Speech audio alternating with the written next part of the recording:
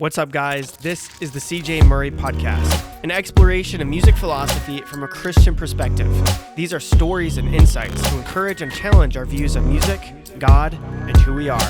Thanks for listening, and now, today's conversation. Mark, welcome to the CJ Murray Podcast. Thank you. This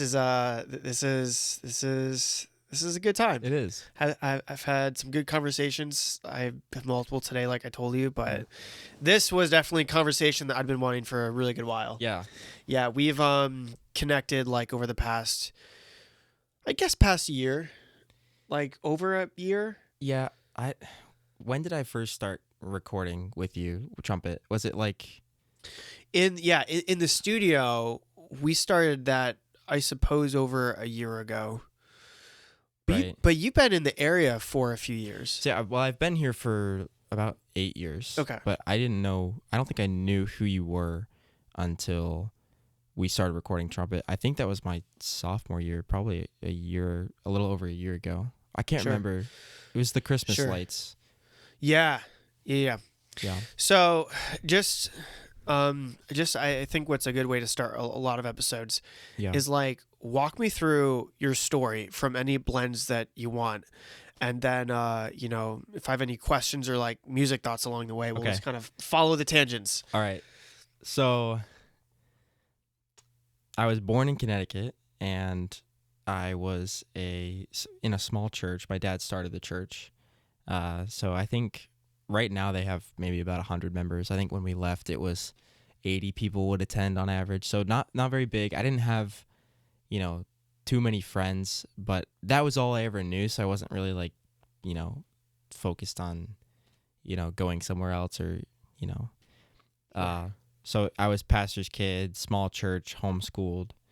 And when my dad told me that we were moving, it was really heartbreaking for me. I was like 13 years old, but I remember that being like the first time, like I had to kind of step out in faith, even as a kid, like just trust my dad, trust my parents that we're doing the right thing. I was like, why are we moving to Florida? Because I love the cold.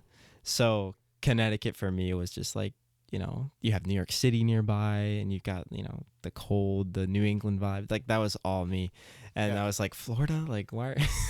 Really? It's hot. It's humid. But so we moved down here. I made a lot of friends. Like first summer, we moved during the summer, and I went to a camp at the college and made a lot of friends.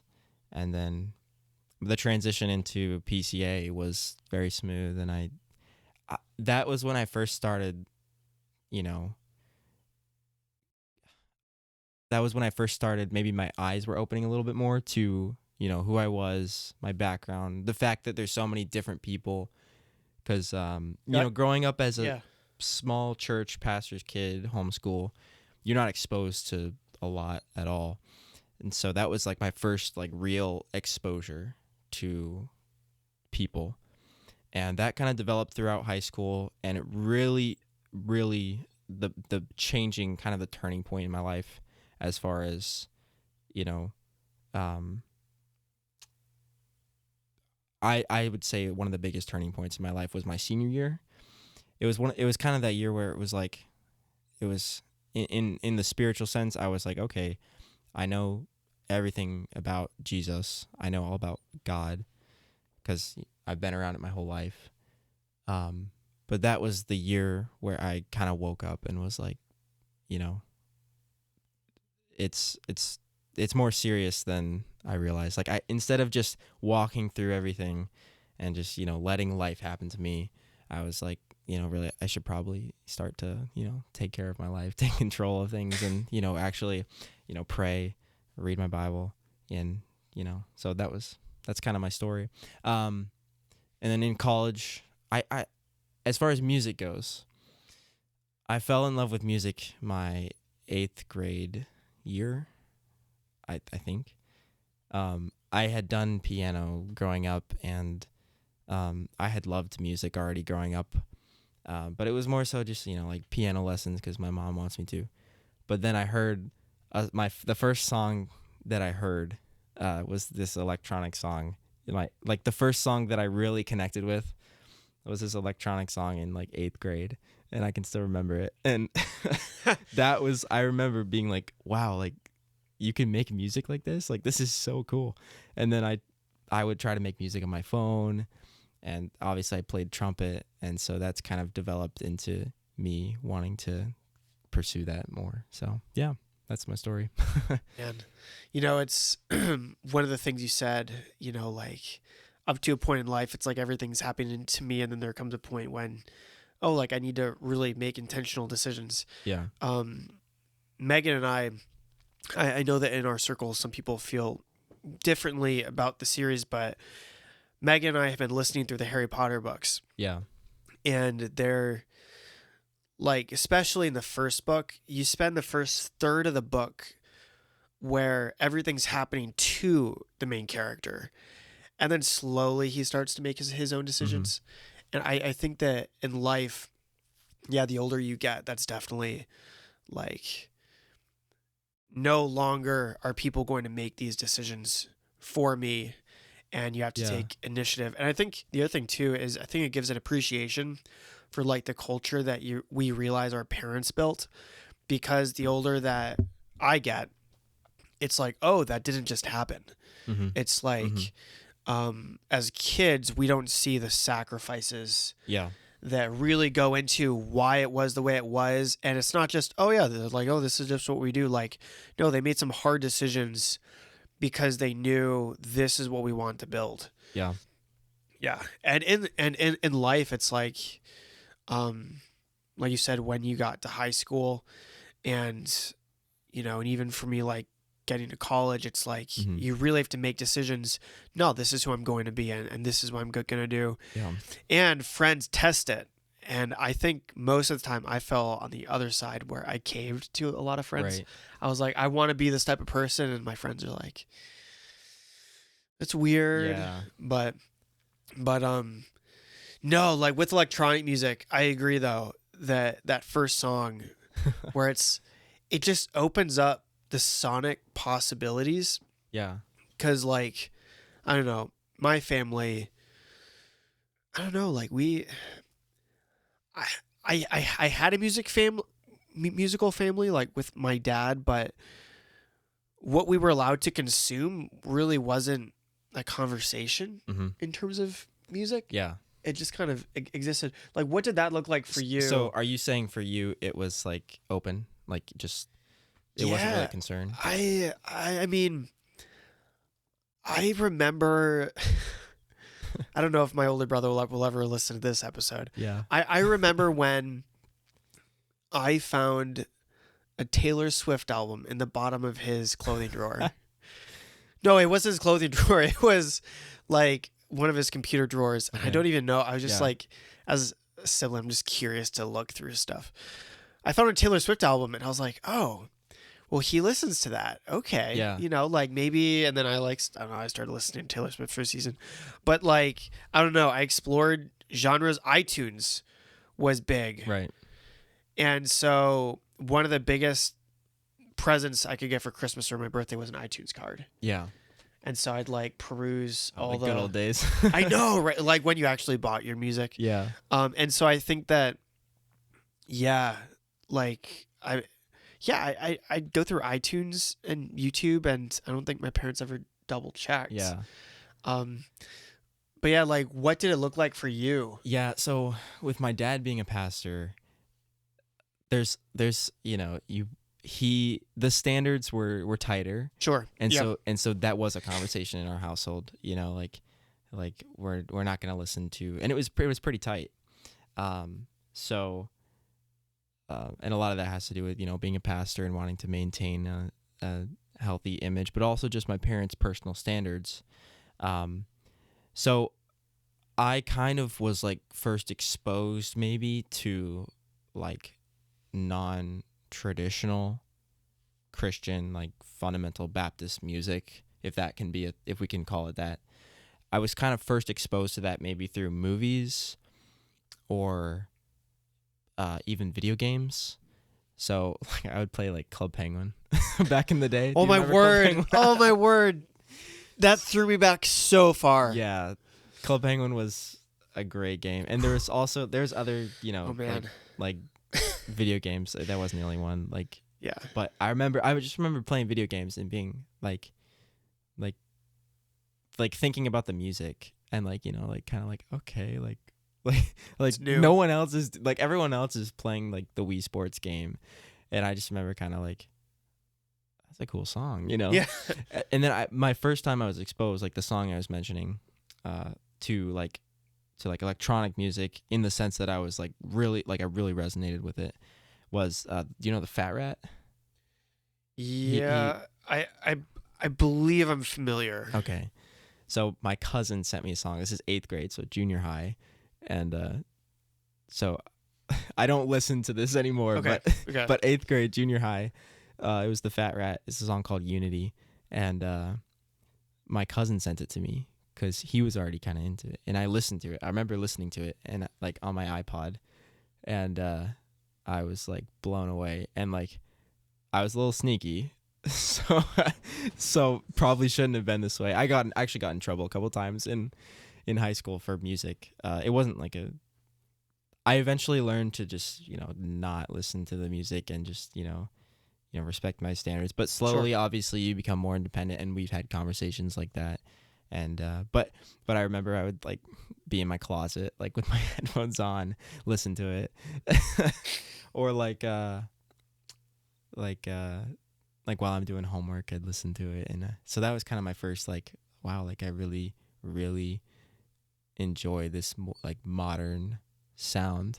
Like it was so creative to me, and it was like, because I'd never really known that, and I was like, I was just kind of like, I didn't know music could be like this, you know.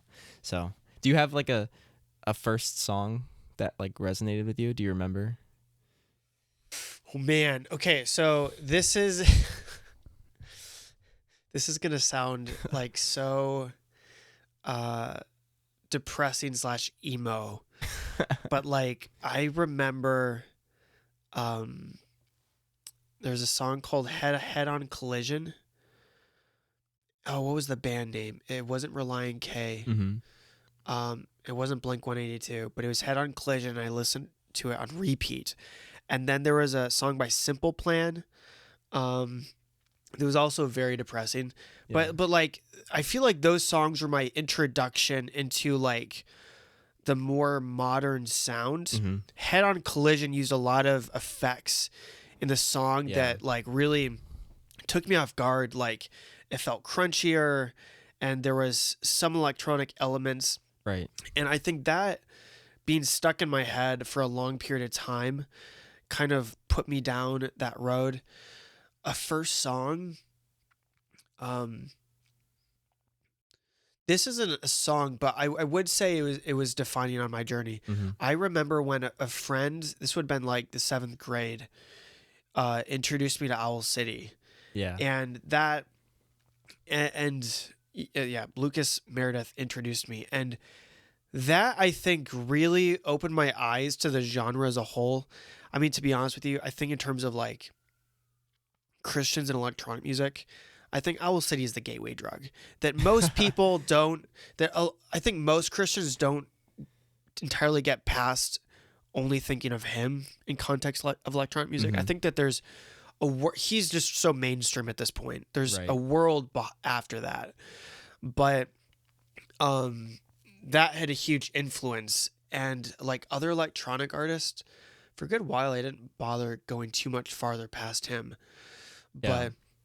But I remember finding Kygo and yeah. like Tropical House, and I Yeah. thought that was such a clean, like he has some really clean mixes.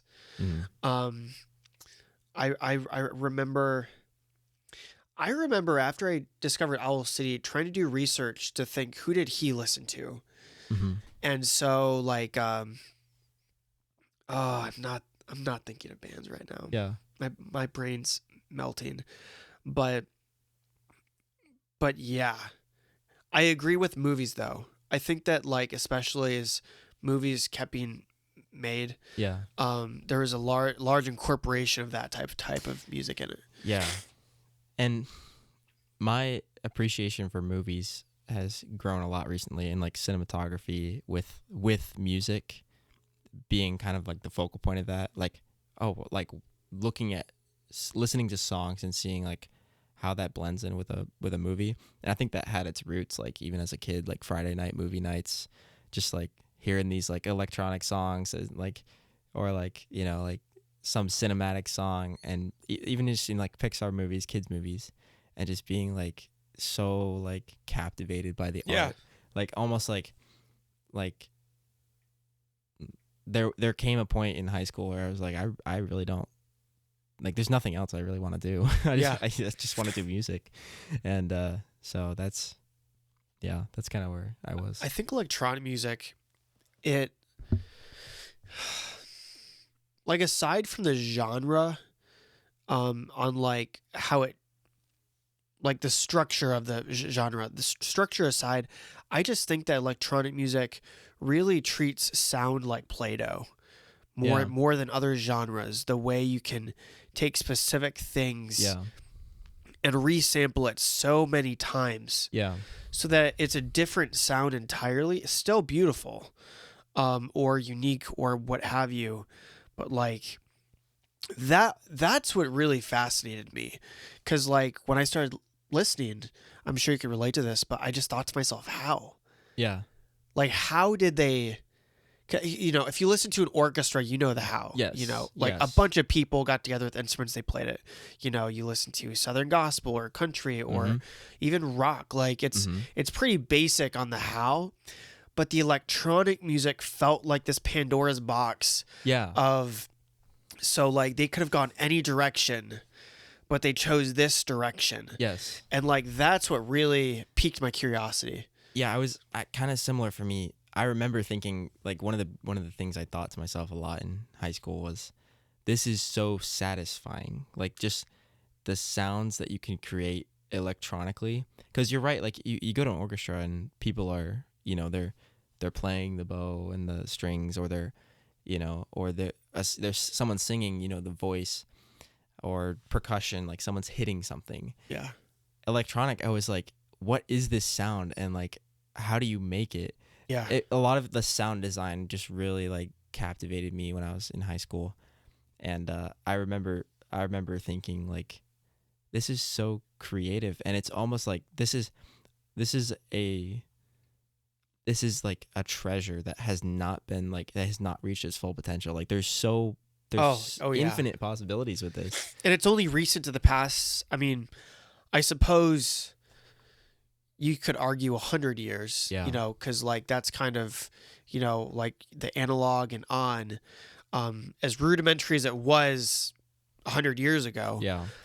But to the history of mankind, like a lot of orchestra and like the other instruments go back, some of them like thousands of years.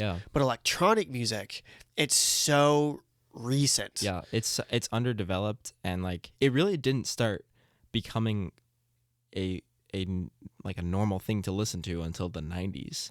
So even though like we've had the you know the equipment, it didn't really start making its way into the music world until the 90s, if I understand correctly. And so it's really like, and then it didn't actually become like its own genre until like early 2000s. Like it kind of like started peaking around like 2015 with like certain styles, but now it's in everything. Like you listen to anything and it's like we hear pads, or we hear, you know, you hear vocal chops, or you hear resampled sounds, and it's like now it's like that's normal, but that's very recent. Like that's a new development, and there's so much we haven't done with it. Like there's so much potential.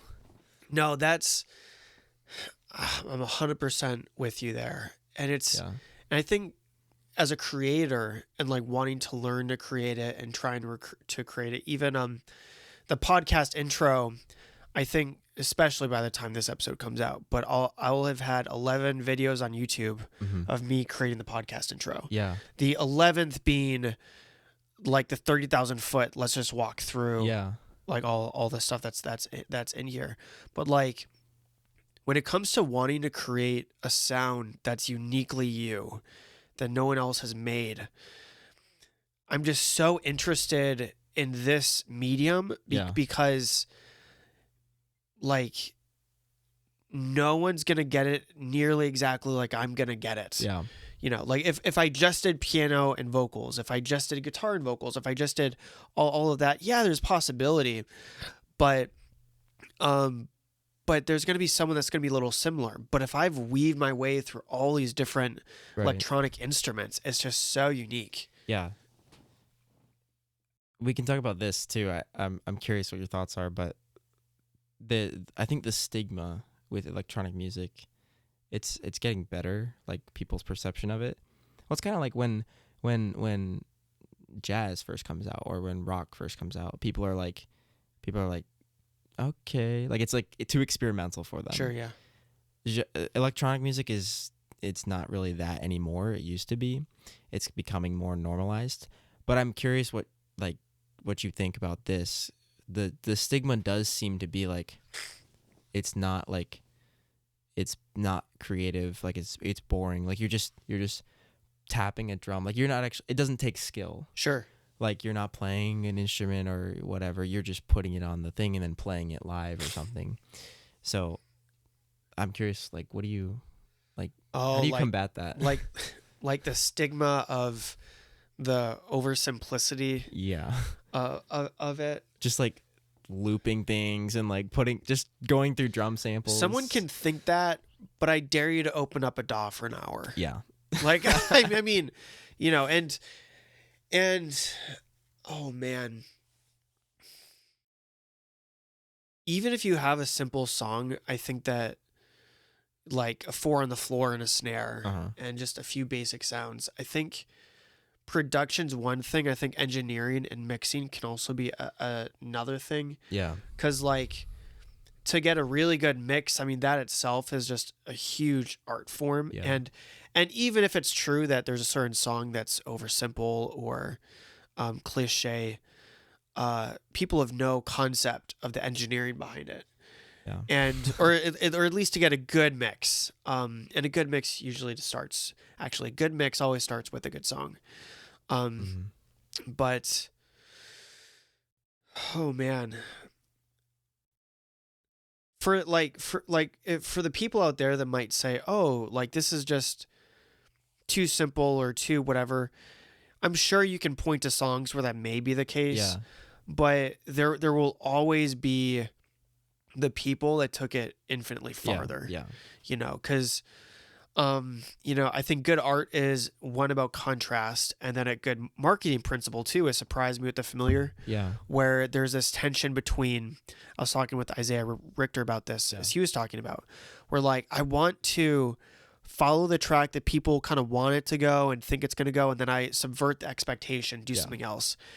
And I think that it can be cool to start off with something that maybe is familiar, but the realm of potential to go past that is so huge.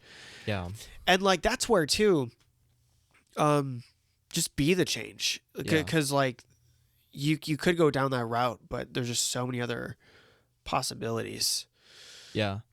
Well, I like what you pointed out about the DAW, like just opening the DAW, because it's almost like the DAW itself is an instrument now. 100%. Like, and what's so cool about it is it's an instrument that plays any sound.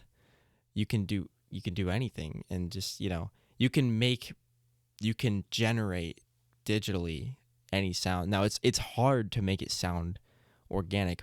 And like this goes back to what you were just saying, like you do want to take things that people know.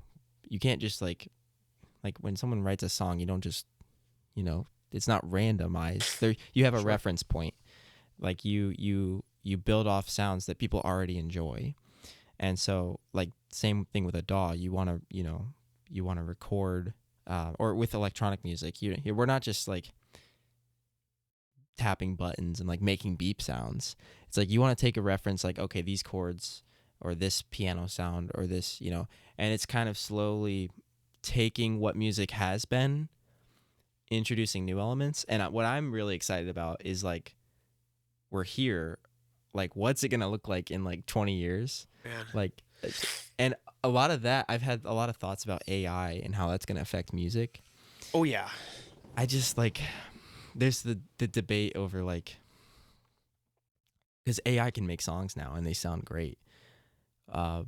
And just imagine what they'll be able to do in like 2 years, even just 2 years from now, it'll be even, at the rate it's going. But just like the debate over what's real art, like if you're using AI to make a song, like what if AI takes over the music industry? This is kind of something I've thought about. And like people, instead of creating songs now, instead of the art being how do I create a song, the art is how do I give AI a good prompt so that it can create a song.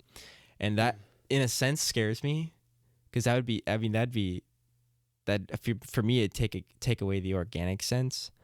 But it also like excites me, because what if like they put AI in DAWs and then then it could just do like mixing for you, or it could do like that would speed up the process. So what do you think about AI? Oh my word. With music. So glad you went here. Oh yeah. I haven't been able to rant about this on my podcast yet. Oh man. I'm really looking forward to an AI in the DAW. Yeah. And part of why I say that is because I think that, number one, the AI will just streamline things that already take up so much time. Mm-hmm. Like there's some sound design things or editing things that just take so long. Yeah. And I think it inhibits the creative workflow when you have to get so far down in the weeds. I think that an AI that can kind of take care of some of that would, work really well. I think that what excites me about AI in the DAW as opposed to AI making songs in general is that an AI making songs as a whole is feeding off of other people's music. Yeah. Now, like, we could argue that when we make music, in a sense, we are an intelligence that have already fed off of listening to. So, like, okay, sure, whatever. But with an AI in the DAW, you're still truly at the helm of the ship. Yeah. Like I heard a professor say the other day, just remember, guys, when it comes to AI, you are the chef, the AI is the sous chef. Mm-hmm. Not the other way around. You have to stay at the helm. And I think that people generating songs with prompts, you might be able to get a good song, but I don't think you can truly call it yours. Yeah. Because you had a say in it coming to, like, you spoke it into existence. Yeah. Cool. But I really think that the industry will always truly belong to the people that have been in the flow for like 100 hours. Where their hands were really in it. I think that people listen to music because it makes them feel something. Yeah. AI can do that. Okay, cool. Mm-hmm. Yeah. But when the things that really make someone feel something is when there's a story that's oftentimes personal to the creator. Right. Like, to be successful, you need a fan base. Yeah. A fan base needs to be bought into you. And that's just it. If you just create AI songs, how are people really going to buy into you? Mm-hmm. Like, that's what I'm curious about. I feel like making AI songs is a Band-Aid to a desire that isn't really fulfilled through that means. Yeah. Do you think it has its place, though? Like, I think of commercial music, or I don't even know, movie music. I don't even like the thought of AI producing the music in my movies, because it removes the organic. If I were to find that out after watching the movie, I would be like, oh, so you spent 10 minutes typing an AI prompt. Like, the time that you put into it is a lot of what the art is.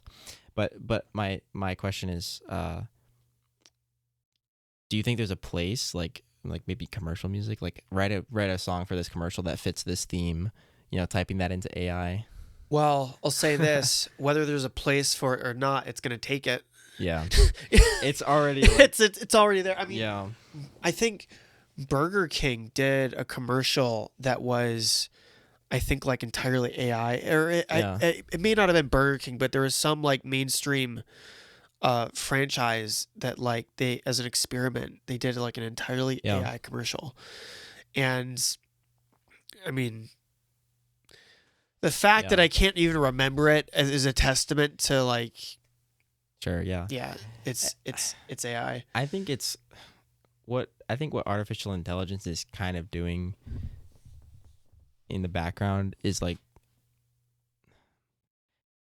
I don't even know though. I think most technology kind of does this, but it lowers our attention span. Because I think back to classical artists, putting in days worth of work to write a symphony, and the modern person, especially American, could barely sit there for 5 minutes without falling asleep. Sure. And it's like nowadays, it's like, how can we get, like, technology is like, how can we get this faster, like Yeah. convenience. And if that has translated into the music realm. Songs used to be an hour long, and now they're 3 minutes long. Yeah. Standardized is like 3-4 minutes, and it's not just that, but within the song, it's like the same thing 4 times. So Yeah. I don't want that.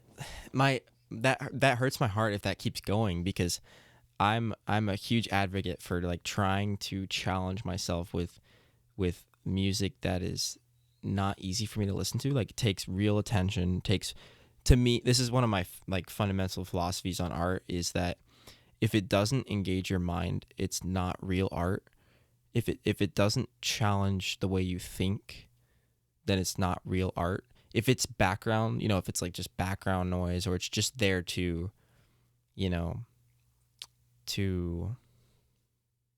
if it's just background, if there's no like goal, there's no aim, Sure. then I think that determines how artistic it is. Sure. So I just think with AI, like I feel like that's just gonna keep getting lower and lower. The attention span is just gonna like drastically decrease, because Sure. what if we had like an AI app that could produce songs that you want to hear? So you say, you could prompt it and say like, give me 10 minutes of songs, and it'll generate like 1 minute songs, like 10 1 minute songs just for you. Like that is like, no, no, that's, I don't know. One step in that direction actually is I saw an advertisement the other day of well, do you know Napster? I don't think so. So like Napster, I want to say was like an early on competitor with iTunes. Okay. And iTunes won out.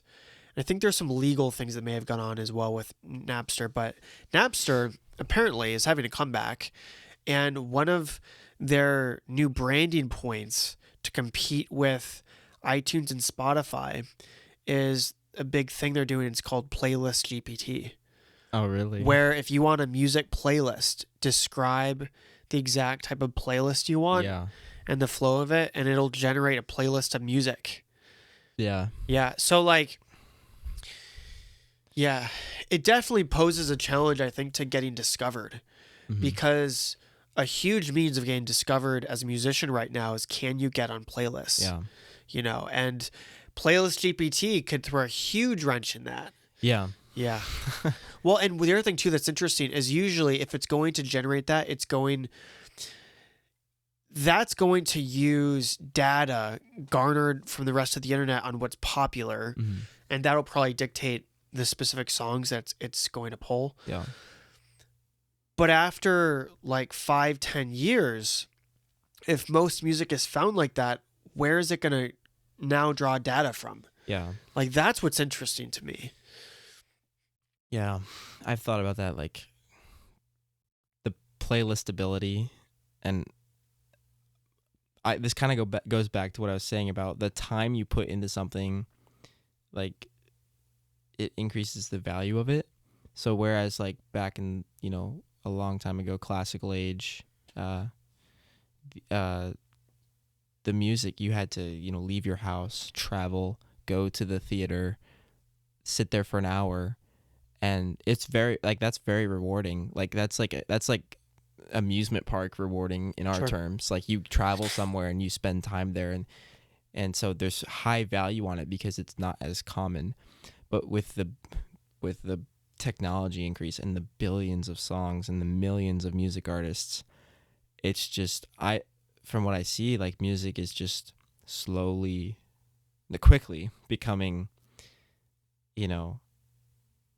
less time consuming, and that makes it less valuable. So I've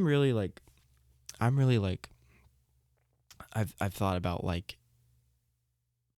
music the way I want to see it go, and I think the way that might captivate people is like a push in the other direction.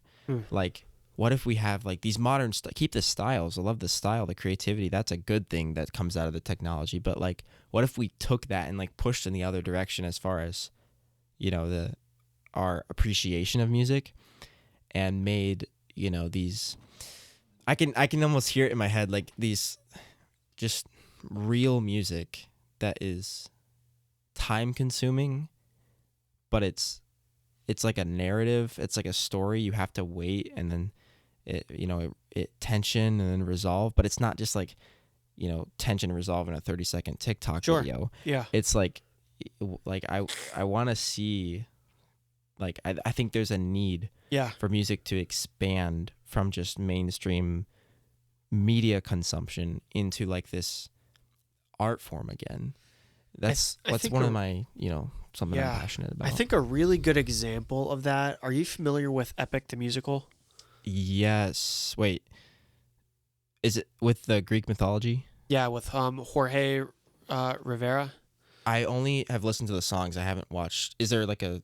No, like it's is it just the music? It's just the music right now. I've listened to a good chunk of it. Okay, because like that I think was an example of everything you just said. 100%. And it beat out most of the things on iTunes charts progressively. Like the more was released, the more hype was behind it. And he was doing it full time, and he was cranking out. I mean, in the end, he cranked out like 40 songs in 2 years. Yeah. Now, that was in full production. From his social media, it really appears that there was years and years of prep and tons of other music that was written before that, and then like concepts, he had to get everything together. So once he really hit the ground running on the albums, it was just a matter of production of all the solid demos he had. Yeah. But that was an on-running story for 2 years, and every few months you'd get 5 or 6 more songs. Yeah. And it's interesting to me that that music did well, because I think people want it, especially artists. Sure. And with how our culture is right now, with wealth increasing and technology increasing, fewer and fewer people are working in the fields where, like, the industry fields, and like how do you describe it? Like the fewer and fewer people are working to support like our infrastructure, and there are a lot more artists and creators, just because of how our culture is now. Like, we have so much technology that there's room, like if there's not jobs opening here, like there's room to be an artist now. And so one of my thoughts with that is like, I think the culture we live in is more artistic in the sense that there's more artists than ever, because there's all these people trying to be content creators and artists and whatever. And because of that, I think there are more people that can appreciate a return to that kind of music. Oh yeah. That story, that, longer, higher attention span, They respect the creator's work that went behind it. Yeah. And so I think if someone or people kept putting in work and time like that to make something really special like that, I think it would, top the charts, and like, I think it'd be big. And I think Yeah. it's possible to get away from the pop mainstream, Sure. oh, let's just listen to a 4-minute song. I think, yeah, and kind of related to that, people just crave good stories. Yeah. People crave good. I mean, like, this is kind of weird to say, but that's a piece of why, and I say a piece of why we go to church. Mm-hmm. Like, we go to church to worship God, and the Bible feeds us through so many stories. Like, Yeah. the Bible is the epitome of why the appreciation of stories is built into our nature. Sure, yeah. It's because that's the primary way that God chose to communicate through us. Yeah. Through narratives that are meaningful, that have ups and downs, victory and loss, failure, success. I mean, Solomon is such a compelling character / real person, but he's such a compelling character because, like, he had the opportunity to have everything you could possibly imagine. Yeah. Like, power, control, fame. I mean, the amount of wives he had. Yeah. And he got to the end of it and was like, it's nothing. It's absolutely nothing. Like, my life is nothing apart from God. Let us hear the conclusion of the whole matter. Fear God and keep his commandments. Because that's what life is all about. Yeah. And because that's the way God created humanity, because we talk about all this, like, what if, and it's awesome. But what we know is that humanity will never escape the need for a good narrative. Yeah. And I think that, That's a good point. yeah, and I think that AI, whether it has the consciousness to realize that or not, Yeah. as long as it's chained to a mainstream mentality, I think that the stories won't be quite as interesting. And I think that AI will always have a capability for big media to utilize in broad ways for what they think will make the most money. Mm-hmm. But there will always be the little guy that will find out a really creative way. Yeah. Yeah. That's a good point. Like, narratives we're creatures of narrative. That's built into us. And that's why we do what we do. We love the thrill of, building tension and resolving that tension, which if you say that, it sounds so lame. It's like, oh yeah, just building and resolving tension, but it's like with the details and the higher meaning behind things, and like you add so many complexities to it, and it's like your brain begins to feel like something big is going on, and that draws us in. And so that's, for me, music is the passion, but all art forms are narratives. And so I love I love anything from movies to paintings to books, because all of it is a story. It's telling different stories. So, yeah. And to your point about, this is semantics, but I would say the value of an art piece. Yeah. You'd said it what makes it real art. I would use the word valuable art. Sure, yeah. Is the the work that they put into it, and that itself is a narrative. Yeah. That's that's part of why I'm making the YouTube videos that I'm doing with music. It's because there's a lot of decisions I kind of back out on, and for me it's kind of gratifying to know that I'm going to put a piece of music out there that isn't going to make it to the final product, but I can at least show, hey, this is really cool. Man, but it's not going to work for the final, but at least I can show, well, I went here. I explored this and I had to back out, but there's value to even that. Yeah. And when you bring up Ecclesiastes, I love Ecclesiastes, but it relates to that where his perspective at first is very much what's the point? And I'm sure I've fallen into that trap. I'm sure you've had those thoughts sometimes, especially as a creator. What's the point? It's just gonna flow down to the abyss of nothing. But when you learn to embrace the season, like the third chapter says, like there's a season for everything. When you learn to embrace the fact that God appoints different times in your life, and not just like seasons, like big we think long periods of times. Sure. But even the little things, that they're a part, when you look at them as a part of this meta narrative, like you're writing a song, but it's not going to make it to the end, and you realize that because maybe it's not what you envision. Yeah.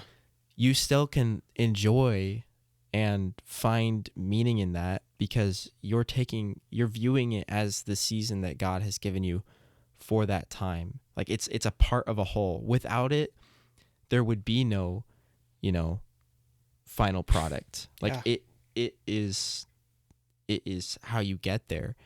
And so yeah, with Ecclesiastes, I love the idea of looking at each season as it has its own function. Yeah. And that plays such a big role in the creative world. Yeah. The art world, because not everything is like glamorous, and not every moment of a movie or a song is like the most incredible thing ever. Sure. But each part has its own place, and if you look at it that way, it changes everything. Like it becomes so much more enjoyable, and Yeah. Okay, so I want to pivot to a topic on electronic music. Okay. At first I thought you were going to go here, and then you didn't, and so now I'm going here for you. Okay. I want to talk about electronic music in relation to conservative Christian music values. Okay. Because I definitely feel there's a stigma against electronic music, especially heavy music. And in a few podcast conversations ago, I actually sat down with Serge, with my friend Serge, and he puts out Christian rap. Yeah. And so I kind of played as an objective mediator, where I said, okay, a lot of conservative circles have all these arguments against Christian rap and Christian hip hop. I want to give them to you, and I want you to, I want you to tell me otherwise. Like, what's your perspective? What does the Bible have to say? And it was an interesting conversation. Yeah. But I really want to park on this in electronic music. Okay. Because, for example, let's just start with this, then I'll let you pick up the baton and take it as you will. Megan loves my music.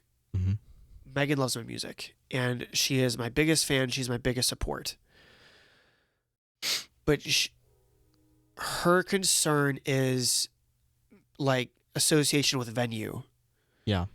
Because if I was going to perform at a normal venue where you would play electronic music, a lot of times there's alcohol, a lot of times like the content, like it's talking about themes that do not align with biblical values.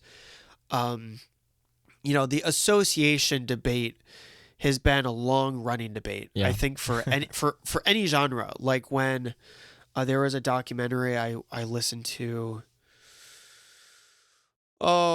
Jesus Music. It was produced by Amy Grant, Michael W. Smith, I don't think Toby Mac helped produce it, but it walked through the history of CCM.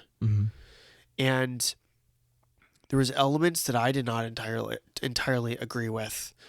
But I don't know. I say all that as a foundation, and I really want to talk it through. What are some of your gut thoughts? It's a big question. It's a popular question. The music, especially at PCC, like the music standards question.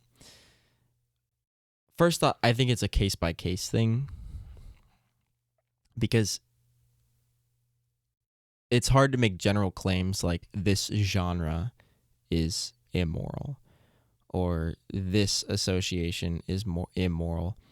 That's kind of challenging because, what if they don't have this certain element in the music, or what if they, like if we're going to, like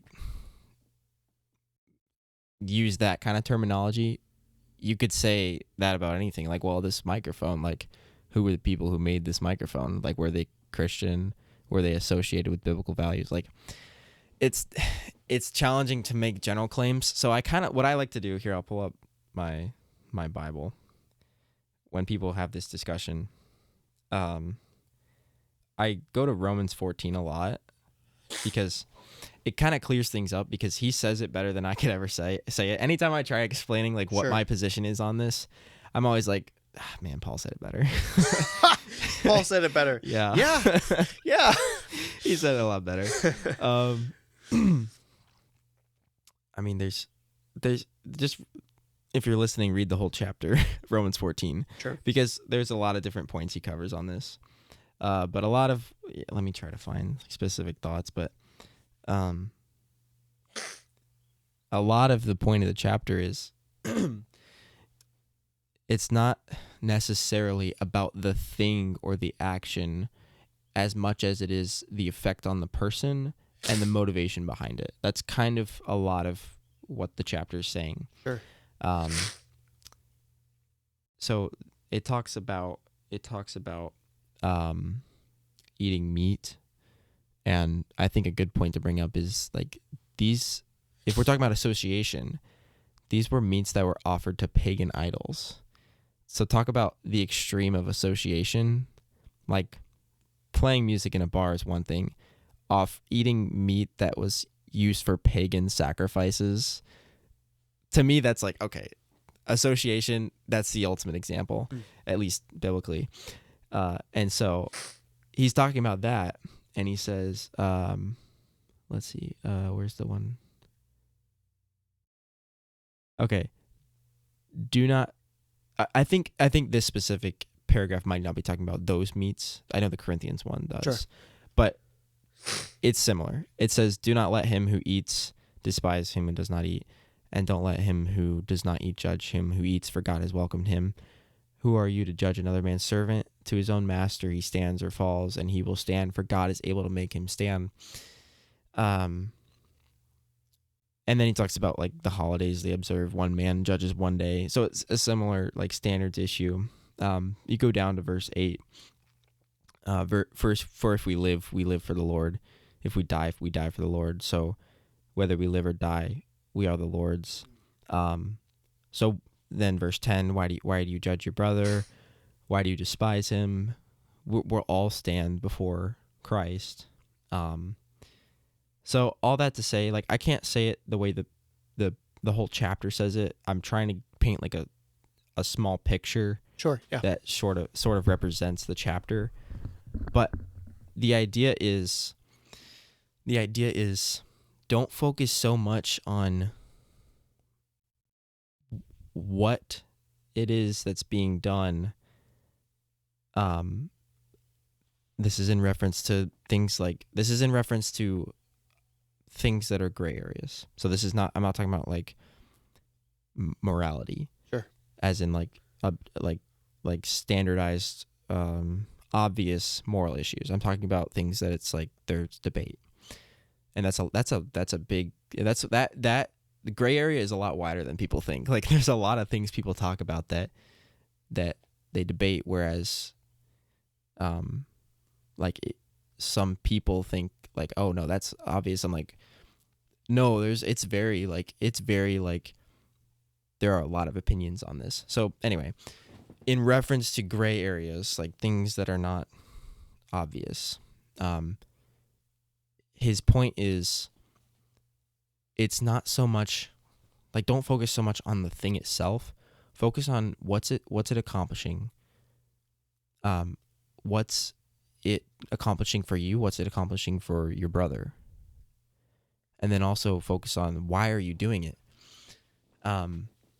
So if I would say I won't listen to certain types of music around certain types of people because I don't want to like hurt my relationship with them. So that's a lot of what drives, like, what's more important to me than like my experience with music is my relationships with people and like my ability to influence them. And so if I'm going to sacrifice that to enjoy a certain type of music only for a certain amount of time when they're around me, to me that's kind of foolish. And that's kind of Paul's point, is like take your eyes off of who's right, who's wrong, and put your eyes on what is being accomplished. So that's kind of my stance. That's more of like it's not super specific. Sure. Like yeah. I didn't say like, oh, listen to this genre, listen to this, don't listen to this one. It's more Right. broad, like, and the reason I approach it that way is because it's a case by case thing. Yeah. Let me workshop just how nuanced the gray is. Yeah. So like, if you're at like a typical Southern Baptist church, Mm-hmm. you know, you'll hear, don't listen to worldly music. Yes. Yeah. You know, like I think we would agree with that. Like, yeah. we are called to be separate from the world. Cool. Okay. Now, when does it become worldly? Define terms. Yeah. Like let's define terms. So Yeah. like let's go back to okay, well let's use this. Let's start with an organ. Okay. An organ is a synthesizer. Yeah. Okay. So like an organ is a synthesizer, and you have a person who sits down and records a synthesizer. Mm-hmm. Okay. It's used in all, Western churches, a lot of Western churches. Yeah. We're not in the worldly territory yet. Okay. And then I stomp. Okay. I can stomp and it's not sin. Sure. Okay. We're not in worldly territory yet. So, okay. Combine the two. Okay. Now we have Organ like a stomping. stomp, or even like the Bible talks about clapping. Okay. So you have a synthesizer going, and then a clap, and a clap. Okay. We are still in safe territory. Mm-hmm. At what point, let's say an unsaved person who does not have great morals, and a saved person takes those exact same elements to create their craft. Yeah. When does the divide happen? Like, does the divide happen when his moral of the song is about sex and drugs, or even just like a breakup that heavily implies premarital sex? Okay. But like, then is it the lyrics that crossed over the line, or is that the music? And so the okay, let's take lyrics out of the equation, because we would agree, okay, I should not consume music that's feeding me, hey, have sex before marriage. Yes. Like, that's wrong. Okay. But like, so lyrics, I think, can be a good divider. Let's go to like emotion. Okay. Does music have the place to make you feel mad? Are you asking? I mean, well, like, because it depends on why you want to feel mad. Like, yeah, I always go back to like why, like what's it accomplishing? Because that's like, again, that's what I build my foundation on based on that. Yeah, is like, again, it's not so much what. There are certain things you can't say, you shouldn't listen to in a song. Why? Well, it's not because of the word itself. Like, you're just saying syllables. Like, I could say into a song. Like, it doesn't mean anything. Sure. The dividing point is why. Like, what? Yeah. Like, I think a song that does nothing is like a song that accomplishes nothing for you. Let's say spiritually. Yeah. Is like, it's doing the same thing it's not doing, the way I view it is that it's not doing any good for you. Just like, now this song that talks about sex and drugs might pull you back, like take you back a few steps, but this song that doesn't do anything, it's not helping you get forward. So in a sense, it's pulling you back. So to me, it's not about like, what is the what song has the least content that has like these elements in it. It's more of what song has the content that is doing something good for you. So I don't evaluate it based on like, oh, this song mentions sex, I can't listen to it.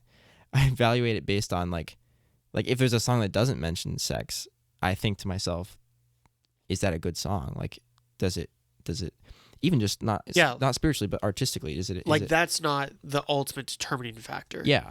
So yeah, does that kind of make sense? I think so. I kind of approach it differently. I'll hear people say like, oh, like if it has this cuss word in it, you know, well, that's not in the Bible, or like, well, I think, you know, you shouldn't listen to that because it has that word in it.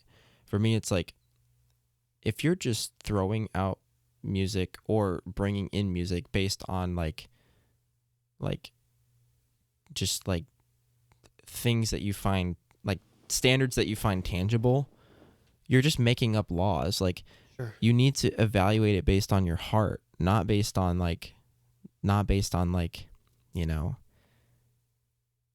I'm kind of reminded of the Pharisees. I just come back to this a lot because they were building laws for themselves and for people that made them spiritual, that were based on appearance, not on heart. Like, that's the foundation. And Jesus came unto them, and like I could go through different examples, but he says things like why is it's, he says, you know, your lips honor me. That's one example, but your heart is far from me. Like, you do all these things, and like, they're great things. Like, you stop listening to this music because of this. That's great. And you restrict yourself to this. That's, you know, sure, but what's your heart like? So like, yeah. And there's a couple things there's a couple things that you said, but like one of them, your point being that it's not enough to just use one criteria. Yeah. It's hard to narrow it down because like there are things I can listen to and should listen to that someone else shouldn't. So if I were to say, like, draw a line here, you know how you're asking, like, where's the separation between worldly and unworldly? Yeah. If I were to draw a line in these specific areas for other people, I don't think that's how it works. I draw my line based on my own, you know, conscience. Sure. Obviously, your conscience can be tainted, but that's between you and God. Sure. People talk about that. But I base it off my own heart, my own conscience, and my own. And it takes humility. You have to come before God and say, like, I want to. You won't have the right heart unless you don't first want to. So there's accountability on you, but drawing the lines is I don't think we can, because, you know, some people should eat the meat and some people shouldn't, and to draw the line is, to me, to add confusion. If we want to define worldly, we can, though. And I would probably define it as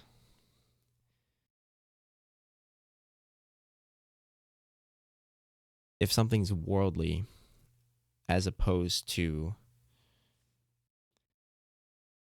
spiritually aligned.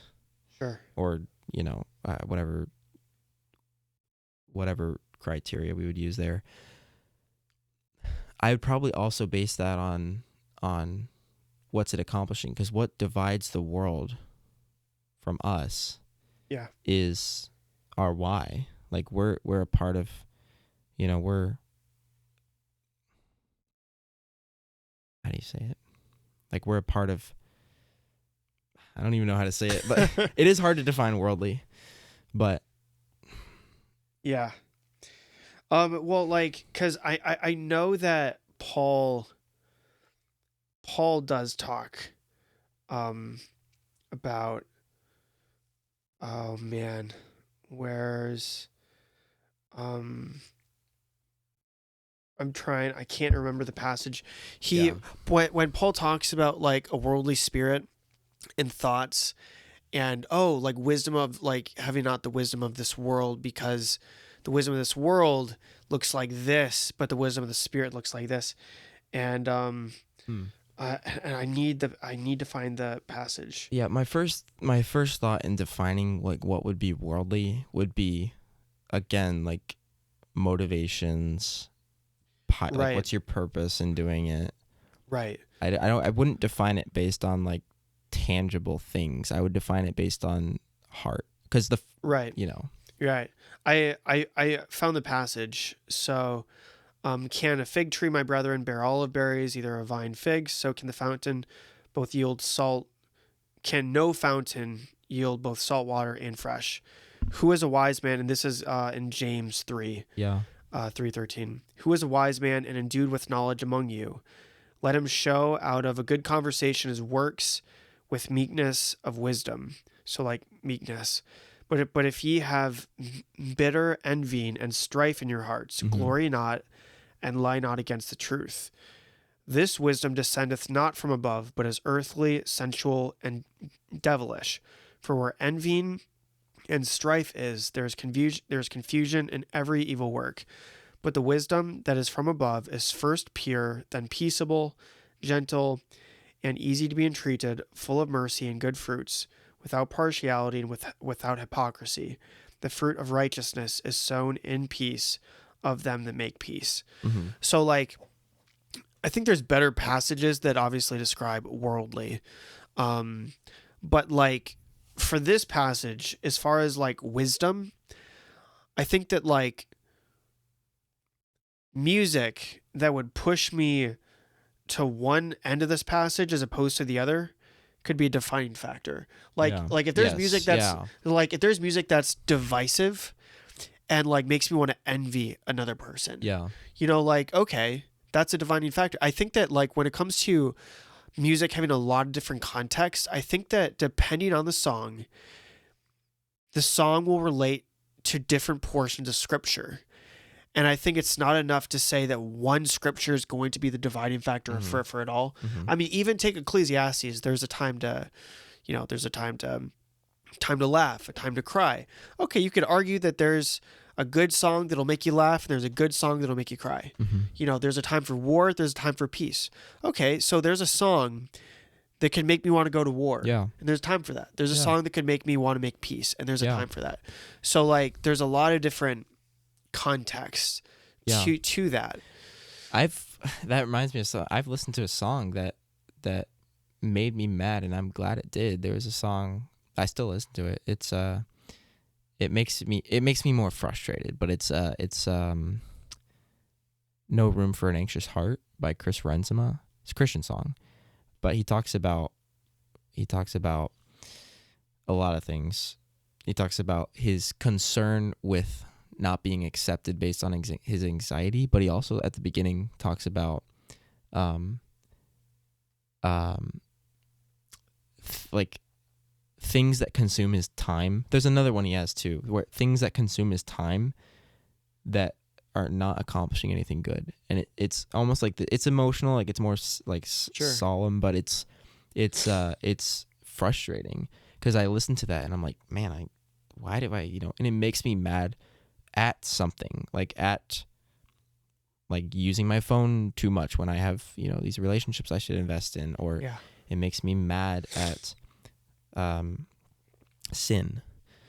And so there's a time to be mad. I don't think emotion itself is ever sinful. Let me clarify that. I don't think emotion in and of itself is sinful. Again, it's why are you emotional? Sure. Or what is it accomplishing? How is it affecting you and other people and your spiritual walk and your relationship with God? To me that's the defining factor, is the motivation. Because there are people who are, you could take two people who are just as angry and they're like furious, but one of them is in the wrong and one of them's in the right. And I think the defining factor is why. And I think the one who's angry at, things that are evil, angry at evil, he's the one who's in the right. The one who's who's angry for the sake of self-gratification, he's the one that's in the wrong. And so that's why it's like hard to say like this emotion is wrong or this, you know, this whatever, because I think there are things that you cannot do without an improper emotion. Like I can't listen to a song about, you know, a song filled with sex and drugs. I can't listen to that without, me personally, I can't listen to that without being negatively affected by that. Yeah. But that's not because of the content itself. It's because of the effects of the content. It's because of the motivation in listening to the content. So the defining factor is not the syllables that come out of their mouth or the sounds that are being made on the keyboard. The defining factor is what it's accomplishing in my life. And I like I said, I think there's things that you can't participate in. I know there are things for me I personally cannot participate in and not be negatively affected. So again, I kind of try to avoid putting stipulations on, again, in the gray area. Sure. In the things that are not clear. Sure. I try to avoid putting stipulations on like genres or people or, you know, because do it unto the Lord, and that's between you and him. I can't tell if you're doing that.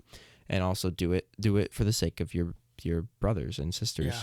Don't, you know, if it's hurting them, then that's a dividing factor, you know. So that's kind of how I approach this conversation. No, with I people. hear you. Yeah, like I have a couple of thoughts on that. Yeah. Like, number one, I think music is like food. And when you eat food, typically if you want to be healthy, you need to have a variety. Mm-hmm. You know, like you need greens and vegetables, you need all that. And there's also definitely a place for, you know, junk food on occasion. I mean, like there's nothing wrong with that inherently. If that's your main diet, though, you're in trouble. Yeah. And I think that there's some songs that just are fun for the sake of being fun. And great. Yeah. If that's all you listen to, yeah. How are you? But if that's all your if that's all you're listening to, mm-hmm. how is it helping you worship God? Yeah. Like that's the question. Or like the song you mentioned, mm-hmm.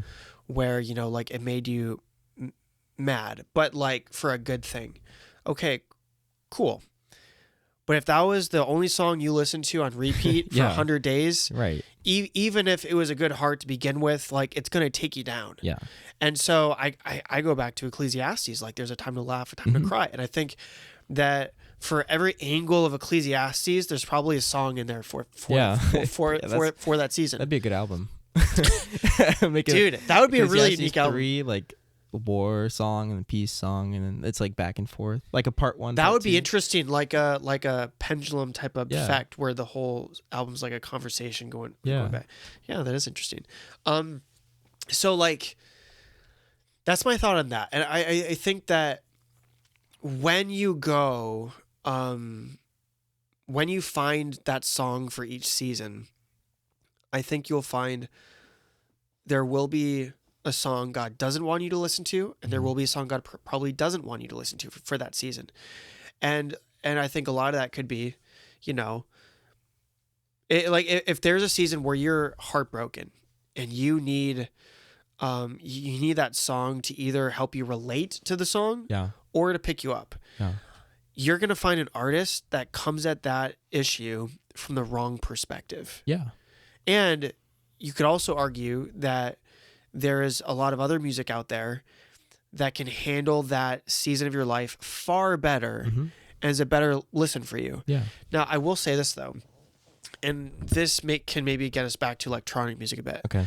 I think that for different seasons, different genres have strengths and weaknesses that you need to be aware of. Yes. So, like, electronic music as a whole, and there's a ton of subgenres. Yes. You know, so like we're being really broad. I feel like more than any other genre, like electronic is like So like, well, that's No. a lot of, like, there's a lot of options. Like there was oh man, we were what was it? I want to say it was like for my job we were posting something to CD Baby, music distributor, Yeah. and it was wanting to know genres. So like you would pick a genre and then pick a subgenre. And like I just out of curiosity, I went to electronic and like it was massive. Yeah. And so it's like I think a good music philosophy is aware of the strengths and weaknesses and has discernment on how you want that to fit into that season of life. Like if if I'm mad about something and I want to feel related to, like you don't want to find something that's going to make you more mad for the wrong cause. Yeah. And yeah, like you said, you can maybe know the heart of the artist behind the song that they produced, but if their heart wasn't in the right place or it's not pushing you towards the right place, maybe I don't want that to be the directing factor. Yeah. And so for electronic music, I would say that in terms of Christian themes, historically it's been at a weakness. Like in terms of lyrics and emotional drive. Like if you were to compare it to the history of CCM or the history to even jazz, because jazz has a history of like gospel music too. Yeah. Like there's a lot of themes in electronic music. When we talk about how new it is, I think that it's also new in, like I said, the Christian themes. I will say that CCM has been tackling this for a good while. Like there's a lot of CCM that includes electronic elements. Yeah, for sure. But I would also say that as a whole, it's pretty mainstream. And I'm not going to judge the hearts of the people that made it because for all I know, God truly, and dude, we're talking in such broad terms like CCM, dude, like the millions that fall under that. It's challenging to tackle this. Yeah. But electronic music has a stigma because the majority of its history has been association with the previous, selection of songs that would relate to the club or the party or any of that. But let's go back to our beginning thought. It's still new. It's still new. And for all of its possibilities, the people that shut it down just because of that, I think, okay, but like the sonic possibilities, what if God's doing something in my heart and I love the sonic range and like it really is the best way that I can express it. Like I just feel compelled to do it. And it's very difficult for me to accept that someone could look at me and be like, that's not God. Because it's like, well, you don't know. I mean, and just to comment on, you had said, it comes down to hearts. Here's a good example. Okay. So let's just take beats as a whole. Someone who is against electronic music or the modern stuff, one of their arguments would be against the beat, that it's controlling or it's overbearing, and there could be circumstances they're right. But like that's their main argument. And it's also a conscience point why they won't. My perspective, as I've come to understand it, is you have to have rhythm to keep structure.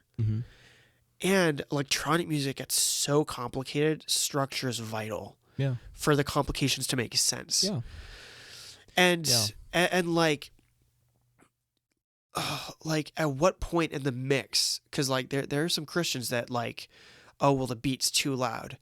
Okay, so the morality of moving two faders, I just like I've had a really hard time grasping that,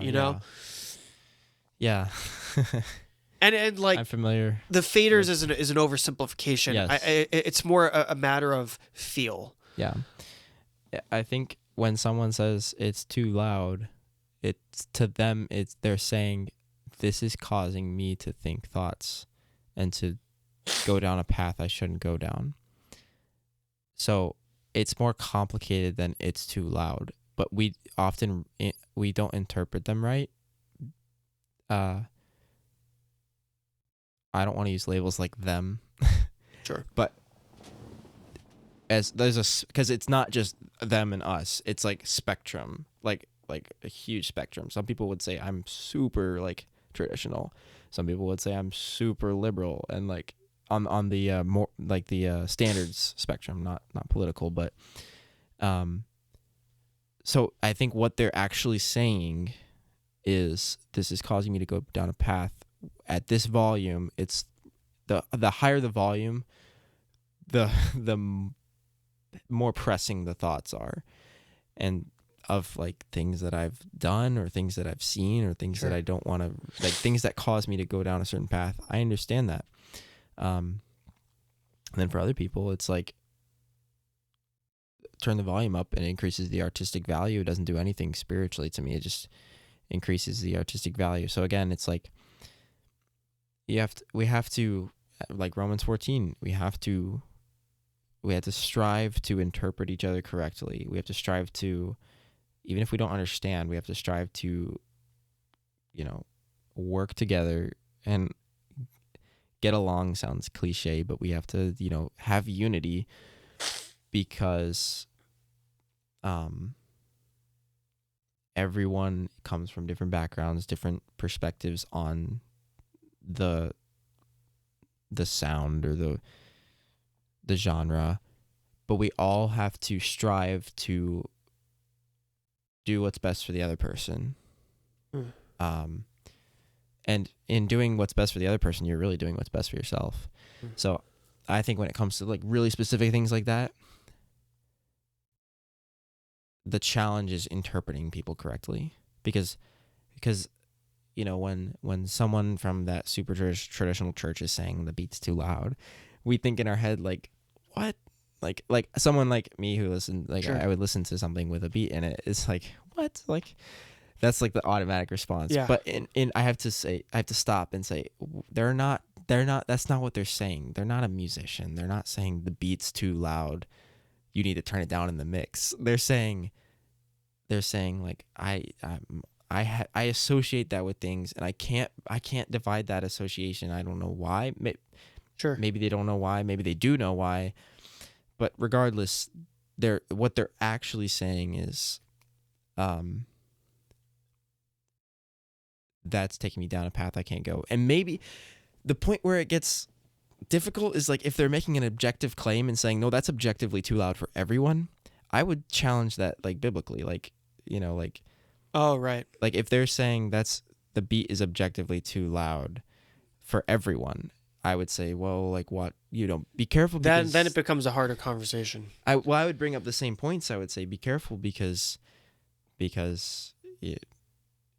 different people have different consciences that are each as directed by God as yours, and he doesn't always tell everyone to do the same thing. Yeah. If he did, I feel like we wouldn't have this conversation, and it'd be a lot more boring existence if there wasn't so much variety and like the challenge. And I would say the adventure and the joy is striving to put aside all differences and come together. If there were no differences to put aside, it would kind of just be like, well, yeah, we're all the same, But if there's differences, then there's, like, we go back to the story. Sure. There's challenge. There's some tension. There's work you have to put in to keep the unity. And I would really say that there should be a difference when you go to church. And I think that, churches that are really progressive and get like a younger audience, you got to be careful on your music becoming a branding point. Yeah. Because okay, well, what's the point of church? Like, well, it's to worship God, it's to focus on God. And like a lot of other issues come second to that one main goal of glorifying Jesus Christ. So there's that. But also I would say that with all the consciences out there, I think there's a reason why, like, a lot of Southern churches even just stick with piano, guitar, organ. Yeah. Because it really is safe. Yeah. And there's nothing wrong with that. In fact, like, for sake of unity, yes. Yeah. Yes. Because, you can worship God with those instruments, great. And if adding on is going to divide, no. Paul would step in and be like, guys, just Yeah. let's not. Yeah. I think, well, there's also the case in which taking away could divide.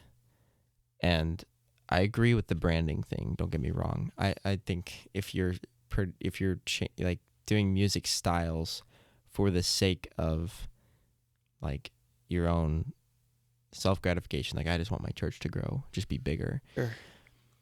That's the wrong motive.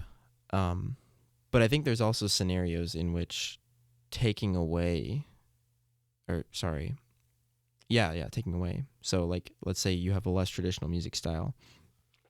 I think there are scenarios in which if you took that away, you'd cause division. I went to a church last summer. I'll give an example. And it helped me form my perspective on this a lot more, because their music was it was very balanced. It had a lot of both sides. This was Colorado? Yeah, Okay. Castleview Baptist had a lot of both sides. They even have a podcast, and they've talked about this on the podcast, which is really cool. But it was very balanced because you have a lot of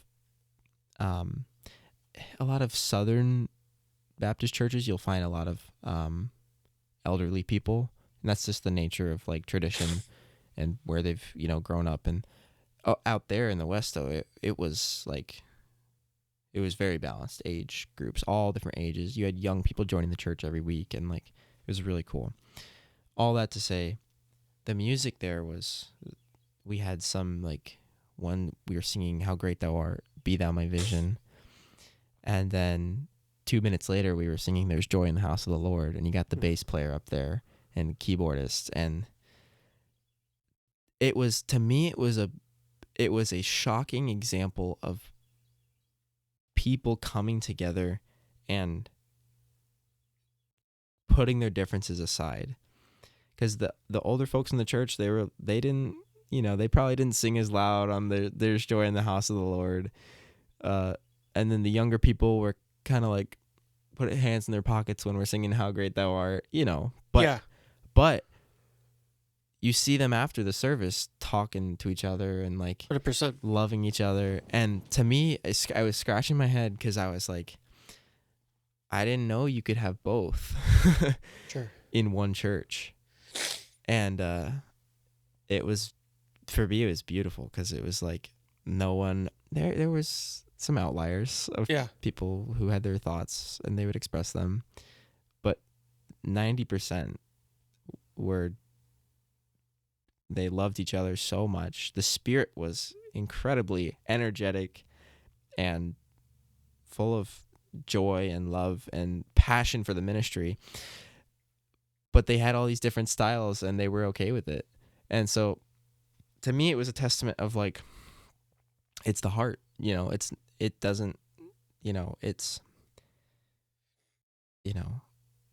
can be done.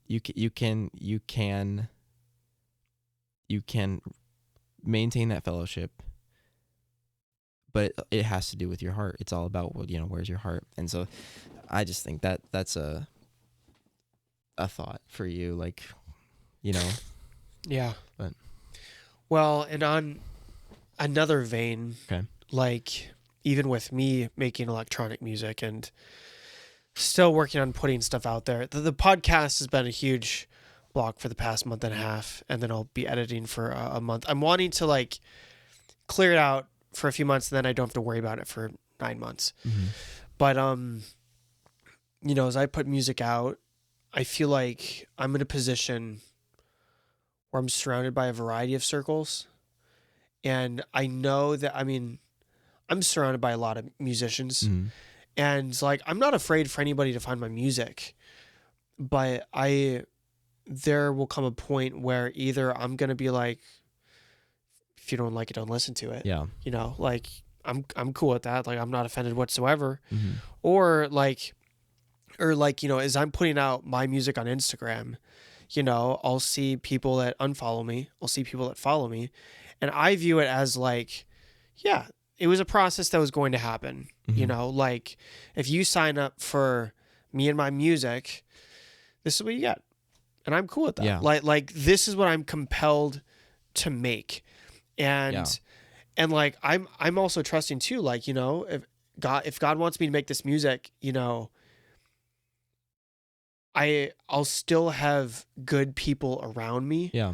And if there's some people that like it really is a conscience point of Yes. like I can't, like, great. I mean, we're cool. Yeah. We're cool, but I get it. And for me, I think I've already explained this to you, and I think I've said this on the podcast a few times before, but I'll just say it again. Like, I went through a season in high school where I hardcore cut out most of all this type of music. Yeah. Where really, like, it was a conscience point where I was having a lot of problems in my family, and then I let go of just about all of that music for about an entire summer. I came back, and it made me feel really gross, and I was like, I really prayed about it. I talked to some people, and this is interesting, but when I cut out most of my iTunes library, the litmus test was if there was a beat on the 2 and the 4. Cut and dry. Like, it was, and if there was, and if it was like in the middle ground or a gray, I cut it anyways. Yeah. I cut out so much. It was like a purge. And then about a year or two later, 3 years maybe, I had another purge because I kind of was leaning that way again. And I really went through a season where I accepted that electronic music was probably out of the equation for what God wanted to do with me. It was like, for that time, I really felt God was having me to be done with that. Okay, God, I'm surrendered to you. I've been there. I've been hardcore on thinking like that. But for those seasons of my life where I really was going through something, or I needed to hear something, and just like the stuff from my playlist, it just didn't it didn't touch me the way that the other music would. And then I would kind of venture out and find like an electronic song with, you know, feel or message pertaining, and it was just a breath of fresh air. And it was like there literally was like like after being a sophomore in high school, I felt like there's a 4-year transition back where it's weird, I almost had to accept like it was in my blood. Like that feel like when you said you heard that first song and you're like, whoa, the possibilities. It's just like I had this realization over time, like, God, I have to accept that you put this in me or else I'm going to go insane. Like, I understand the dying to self. I understand the cutting off, you know, your right eye. I understand. I understand that. But I also know that God loves me. And this isn't like, you could take the logic I'm using could be taken too far. Like, I really want to be trans. Like, if I came to you and said, I really feel like I'm a girl, and if God loves me, he'll let me be a girl. Okay. That's going too far. That's going far too far. But when I say, you know, God wants me to enjoy the possibilities he's put out into the world, for me, it's just felt like a gift from God. Like, hey, here's this paint palette that's crazy big. Use discernment when you're seeing all the colors that are out there. Like, use discernment. But like, God's given me this color palette, and I feel morally obligated to use it. And it takes a lot of wisdom, and I think that's a big point to dwell on too. Is like, it's not the sound itself as much as it is, are you being wise? Like, what's your reasoning? What's your motivation? Like, you know, and going back to like your point about people seeing your, you know, you're putting your music out and they don't agree. At some point, well, you're always going to offend someone. That you can't live without offending anyone. Now, if Paul wanted to, he could have told us to lock ourselves in our room and just not go out and live. But that's not what he said. He said to be careful is essentially the idea. Like use discernment, be careful, be wise. Don't just flippantly listen to these things around this person who can't he can't stand listening to them because it'll take him down the wrong path. He says, do what you do unto the Lord, which implies a couple things. It implies doing it for their spiritual well-being, do it for your own spiritual well-being. Again, like it's all like there's error, there's room for error. Like we're gonna offend people, and that's something we just got to keep continually working on. Like I'm gonna offend people no matter what position I take, no matter how conservative, how liberal. I'm going to offend someone. Sure.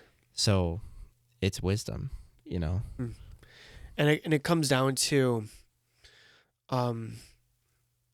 you could have the creator and you have the listener, and it comes down to hills that people are going to die on.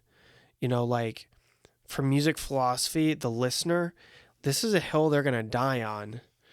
But, if you respond to, hey, like you don't have to listen to my music or my preferences, but like at the end of the day, we want souls saved. We want to reflect God. We want let's just change the conversation. Let's just, or if we want to have that conversation, let's talk real Bible baseline principles and walk it through. But I think oftentimes the spirit that you exhibit towards the conversation is a good tell on where the heart is. Yeah. Because there's some people that they're so passionate about it almost to a point where I'm like, okay, is this conversation glorifying God? Yeah. Because if you're going to have the conversation with somebody of, hey, I think you're stumbling, then you should come at it with the heart of either A, I want to help you, or I'm concerned about you. Or to be honest, if you're really convinced someone's in sin, there should almost be an air of pity. Where it's like, if you're really convinced that this is sin, then ultimately it's their loss and it's sad. And there are topics that are like that, it's, or, and here's another thing too. I was talking about this with, my friend Ethan. I forget if this was on the episode or not. Okay. But this is taking a step back from music, but it'll apply to music. Okay. As Christians, no matter how we live our lives, we're sealed under the blood, and when we stand before God the Father, He's going to see Jesus Christ. It's a security, it's a rest, and it's good. And it's a really difficult thing to accept when you realize I could punch you in the nose, I could mistreat you. Now, if I did enough, there'd be a question of whether or not I'm saved. I'll also say that. Yes. But assuming I'm actually saved, if I was an absolute Grinch to you, we're both going to stand before God and eye level. Yeah. Which is fantastic. But at the same time, though, the flip side of this coin is, I could live like that, but man, the things I'm going to miss out on. Right. Like the joy, the spirit, the opportunities to serve God. When you're not doing a lot of basic Bible commands, you're going to miss out on a lot of opportunities from God. Yes. And for that, it's you could get really mad at me for being a Grinch to you. Oh man, you're the worst. Why don't you just, but at the same time, when you understand the theology, there's a pity where it's dude, I want you to live the full Christian life. Yeah. And this isn't it. And so with music, assuming if we're on two different sides of the music coin and you're convinced that mine is wrong and is in sin, dude, pray for me. And man, you just want me to live the full Christian life. Now there's also there's the emotions of, I think there's a righteous defensiveness about the name of God. If you're going to go out there and misrepresent God, I should care. Yeah. That very well could have the potential to be a heated thing. Yeah. If you're preaching doctrine that's not right, and I as a friend let you go do that in the public square, we're going to have a problem. Yeah. And it's not because I'm trying to tear you down. It's because, dude, we serve God. We should care about this. Mm. And I think the reason, like from a surface level, the reason the music conversation is such a hard conversation is because it can represent so much. And I think a lot of people with a good place, like, can get defensive about how it's representing God. I think that's where it becomes like a heated debate. I don't know. Yeah. Yeah. I think of, like, we were originally made to enjoy the garden. You know, that was like the beginning, to enjoy the garden. And now it's like you were saying, following those biblical commands. What you're doing is you're like, you're adhering to the way the garden was governed. Like, it was perfect because this is how it went. People loved each other. That's what, the biblical commands. It's about the greatest command. Is to love God, to love your neighbor. Like, what you're doing is you're adhering, when you follow those commands, is you're adhering to the garden, like the way the garden was governed. And so I think of, like, when you say that, like, what we're doing when we submit to those biblical commands is we're not just like the Pharisees doing it to feel good about ourselves. We're doing it to live how we were meant to live. And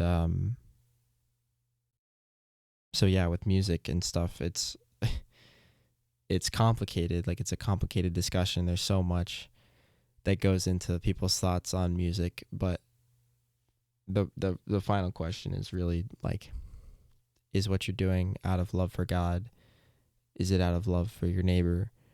And I think if you learn to view it that way, you can experience that, like, the way it was meant to be. Like, we're supposed to enjoy the garden. We're supposed to, really enjoy life. And so I think that's kind of an interesting point that I thought of, like, when you're talking about that. So, yeah. Absolutely.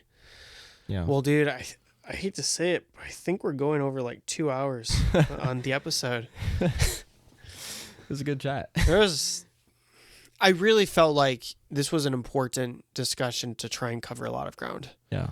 I think it's fundamental to what I want to do. Yeah. And I think for a lot of conversations I have in this podcast, it's not one I often get to have. Mm-hmm. To me, it sounds like you're on and we all are, but you're really honed in on a journey of, how can I articulate this? Yeah. Like, I kind of know, like, what I believe about it, but how can I articulate this?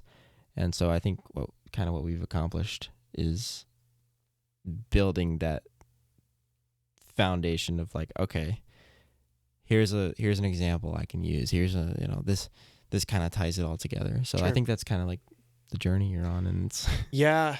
And I feel like I've had more classical musicians on than not. Okay. Just from our circles, there's been a lot of classically trained instrumentalists that aren't in the studio realm or production realm or electronic or any of that. And I would like to think that the podcast can almost act as a mediator between philosophies.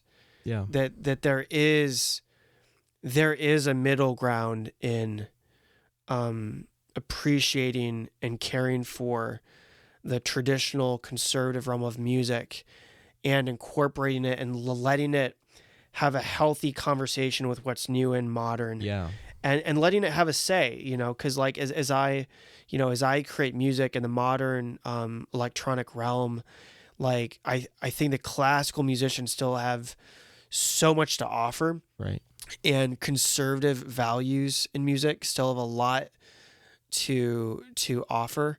And going back to the very, very beginning of our conversation, the realm is so new. Like, electronic music is so new. Yeah. And because it's so new, I think it's important to have a say. Like, just who knows what the next 10, 20 years is going to look like. But if I can help it, I would like my music to have a say in the direction of what's possible. Yeah. And, make what you want to be out there, and if it's not out there, just do it. And, Yeah. yeah. No, dude, this was awesome. Appreciate it. I appreciate it. Thanks for having me. Yeah. Well, thanks for joining us on this ride, guys. This was a fantastic conversation, and I hope to see you on the next. See ya.